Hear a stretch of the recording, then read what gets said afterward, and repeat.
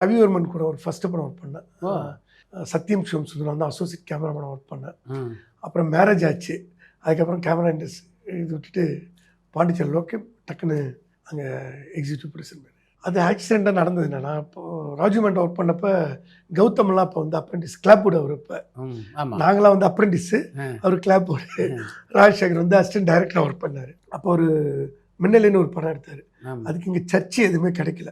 So night and நைட்டாக பாண்டிச்சேரியில் search பேரோட உங்களுக்கு தொடர்பு ஏற்படுத்தி கொடுத்து சர்ச்சு தான் போடுது. ஆமாம்.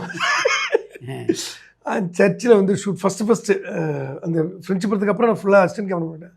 அது முடித்த உடனே டக்குன்னு பார்த்தீங்கன்னா மௌனம் பேசி இதை வந்தாங்க. அவங்க 25 days பண்ண சொன்னாங்க. அப்போ ஜெயலலிதா மேர் என்னன்னா சிட்டி உள்ளலாம் ஷூட் பண்ணக்கூடாதுன்னு சொல்லிட்டு ஒரு ரூல் கொண்டு வந்து நிறைய டிராஃபிக் ஜாம் ஆகுது. அப்போ ரோடை தேடி பாண்டிச்சேரிக்கு வர ஆரம்பித்தாங்க. திரும்பி பார்க்குறதுக்குள்ள ஒரு 10 வருஷம் ஒரு 200 படம் டோட்டல் இண்டஸ்ட்ரியில் இருக்கிற எல்லாருக்கூடையும் ஒர்க் பண்ணிட்டேன். மேம்படுத்தப்பட்ட சமூக பொருளாதார வளர்ச்சியை அடைய மக்களுக்கு வழிகாட்டுவதே மக்கள் நீதி மையத்தின் முதன்மை பணி.